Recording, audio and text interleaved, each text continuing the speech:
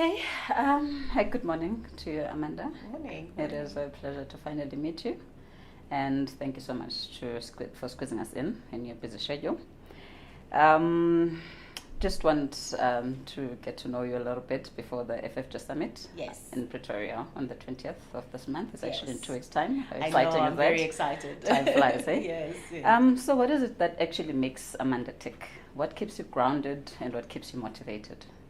I think, well, thank you so much, firstly, for inviting me to the summit. I really, really look forward to it.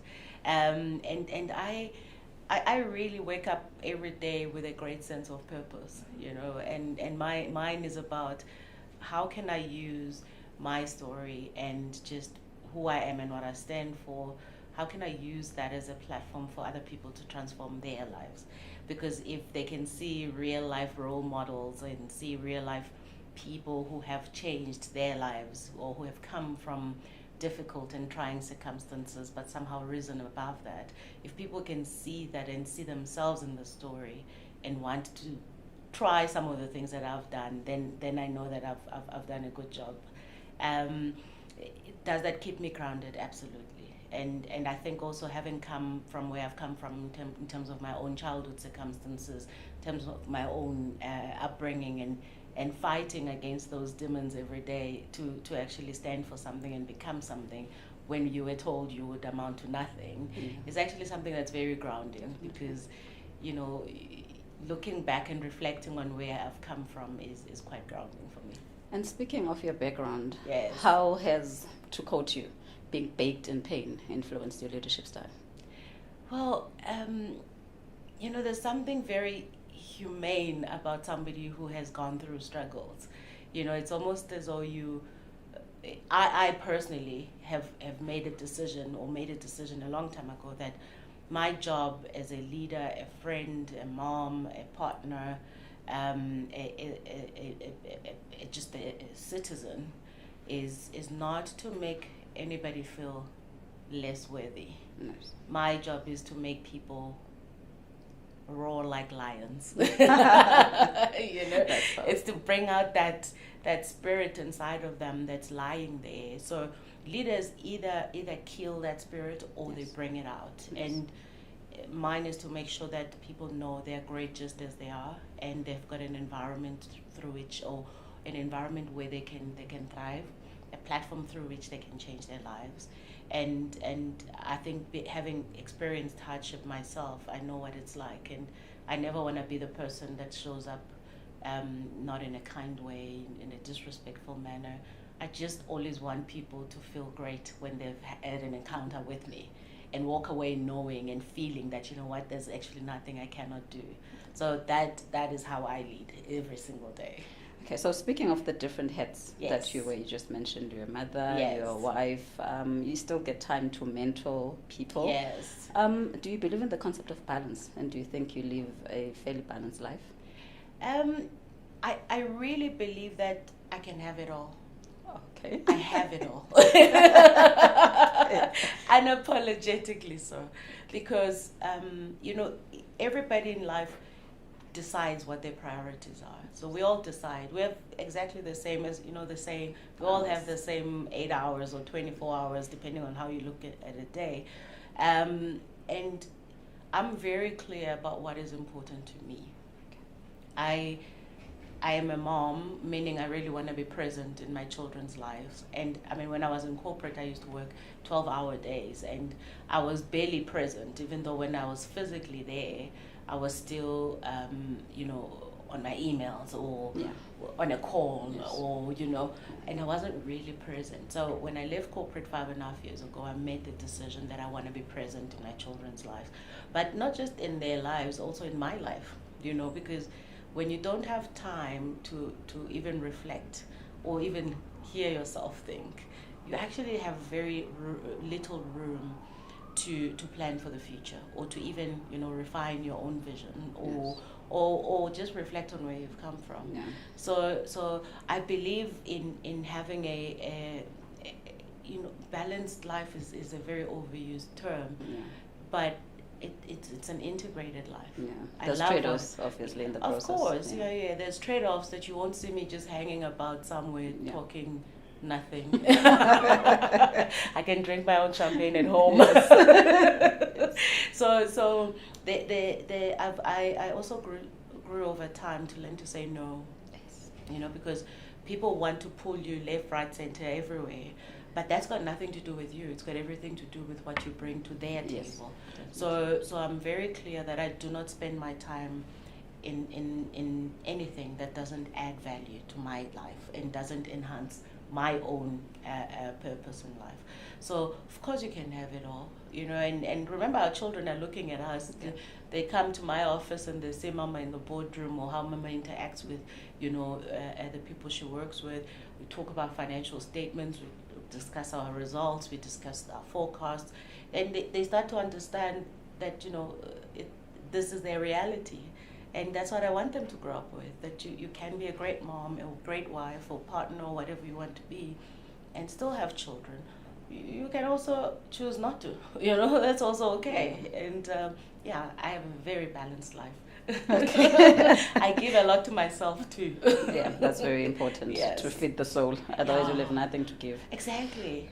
Speaking of corporate, yes. what was it like, or still like, being a leader in more of a tech and innovative space, which is male dominated? Yes. What are the challenges, and how do you navigate around them? My outlook on life is very simple. I don't see challenges. As a result, when people constantly say things like, I'm a minority, I'm a this, I'm a this, I'm always like, okay, let me think about that. Yeah, of course it's there, it's a reality. It's a reality. You can't dispute that, but there's great opportunity in that though, And I look at it as, if I am the first woman or even young black woman at a 100 billion asset a property company, and I am the one that is at that board meeting or at that board table, I like that, because then I can open up the door for other people to come in. Yes. So you can't win a war that you're not taking part in. I always say that. So being a first or one of the first in anything is never a bad idea. It's a great start, in fact, because then it's up to you to make sure that that narrative doesn't continue. So it's pretty much how I've looked at my whole life. Hurdles are there to be climbed over, jumped over, crawled over, do what you need to do, but understand the opportunity that lies in all of that. There's great opportunity in that.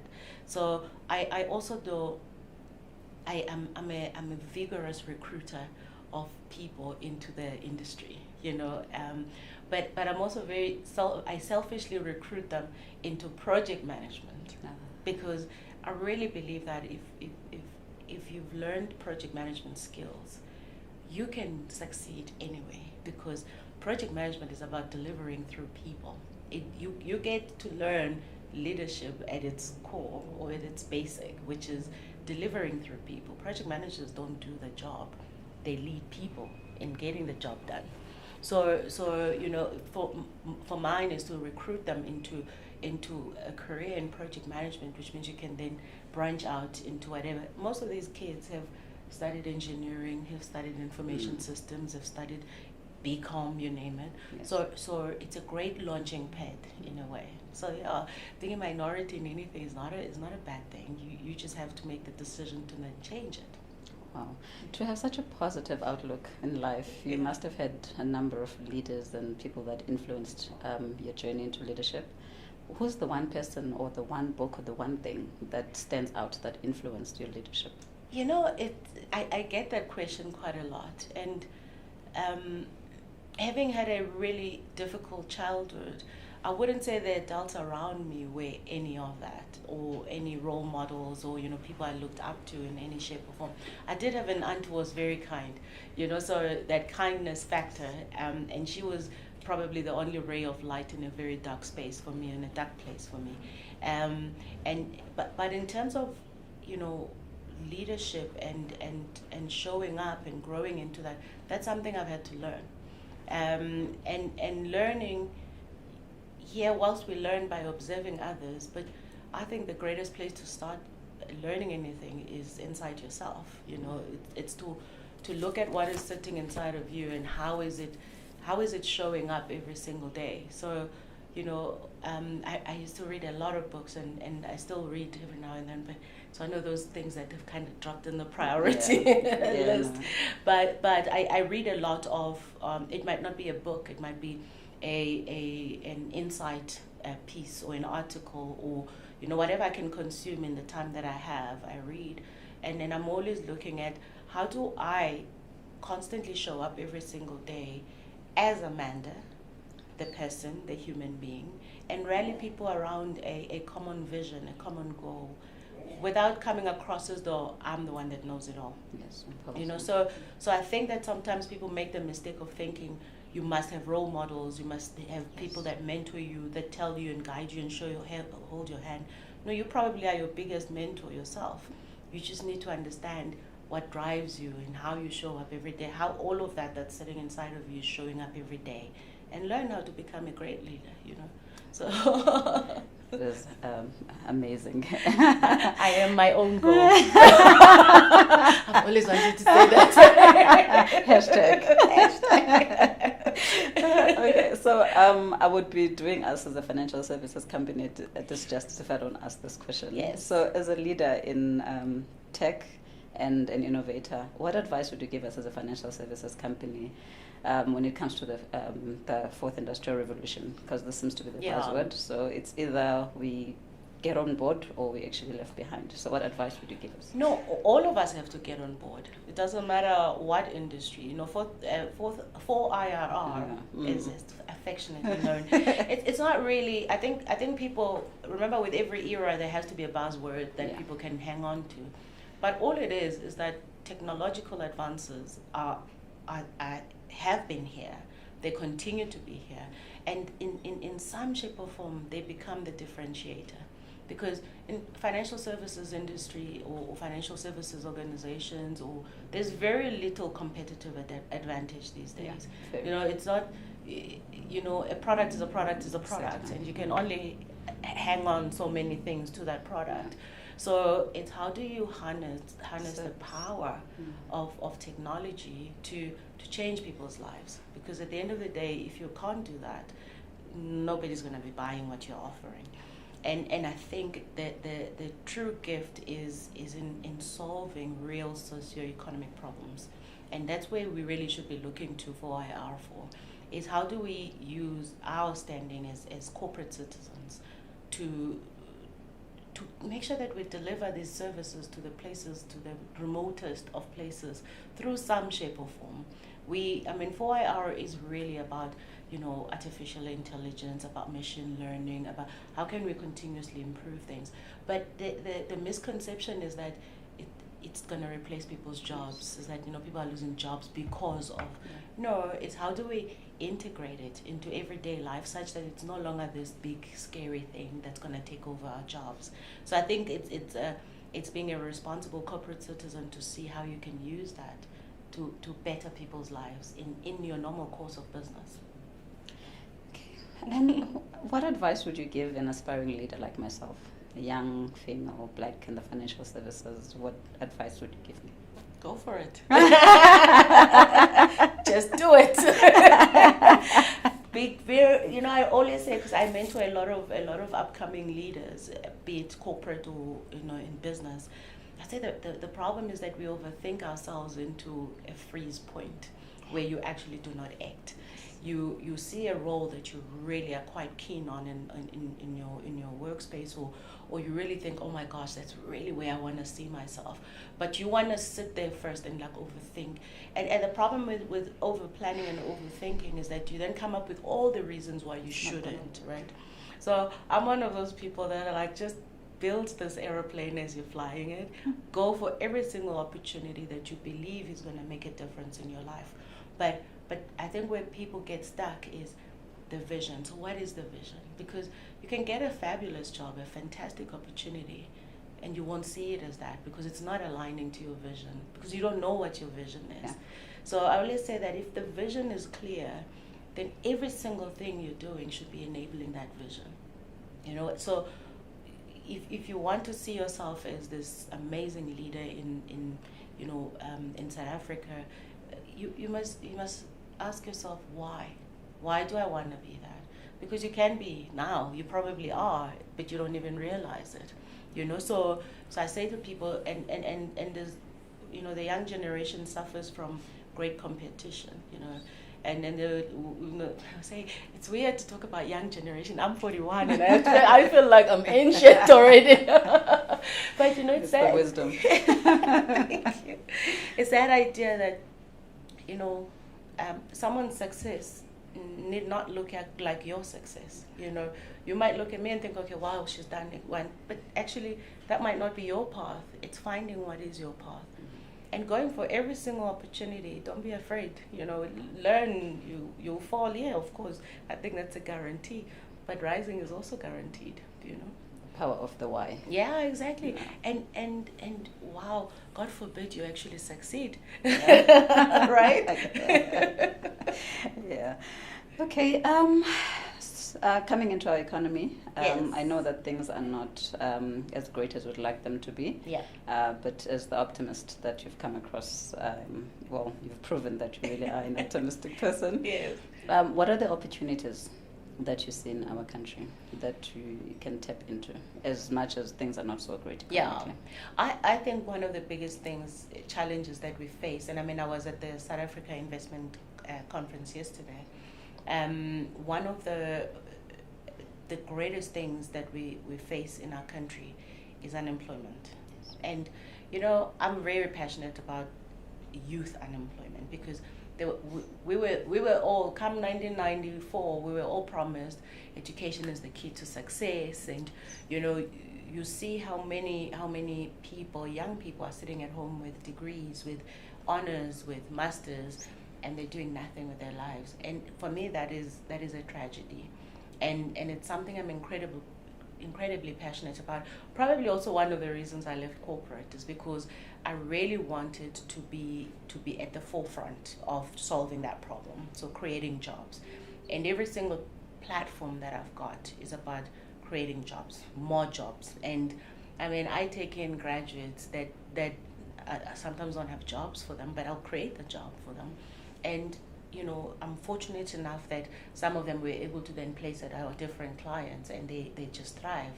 And for the last 5 years, my company is 6 years old. 5 years, I didn't take any dividends, no profits out. I just reinvested them into the business so that I create these jobs that we're not billing for as yet. But I think it's our responsibility. And if you have such a sluggish economy that is just not growing, it's not going anywhere, these problems are only going to get worse. So as an organization, we definitely need increased economic activity, because when the economy is thriving, everybody is thriving. There are jobs, there's spending, there's it's really an imperative. There's less crime. Exactly, because it's ripple effect. And that ripple effect is the one that worries me the most, because we end up with all these socio-economic problems because of lack of jobs. And I think at the heart of it, though, is that if people are living under such conditions, then they've got no dignity. Yes. You may have been promised that your education is going to be the key to success. Maybe you were the first one to even get a tertiary qualification, or first one, and only one maybe in your family, and you were the hope, and suddenly, there's despondency creeping in. So I really, really pray that our economy starts to grow. Listen, I'm not a politician in any shape or form. I think we are in the right direction with the new government, but everything also needs time. It takes time, and South Africans aren't the most patient people. So I really think that when we start having more economic activity, then even more jobs are created, not just through corporate jobs, but through entrepreneurship. But I actually think entrepreneurship is one of those great opportunities, even in a depressed economy, because you don't have to be a formal entrepreneur. You can just be an informal entrepreneur. Lots of us who grew up in townships, you saw gogos and aunties selling potatoes, tomatoes, just to look after their families. So why can't we just keep doing that? But for the informal sector to then graduate into a formal sector, we really need economic activity to take up. It's been such a pleasure. Thank you so much once again for opening up your beautiful offices to us and giving us your precious time. We look forward to listening to more of your wisdom at the FFG Summit on the 20th of November in Pretoria. Thank you so much for coming through. I really appreciate it. I really look forward to it. I think it's going to be a real treat. I mean, the speakers are just amazing. So I look forward to also just receiving. Thank you. Thank you.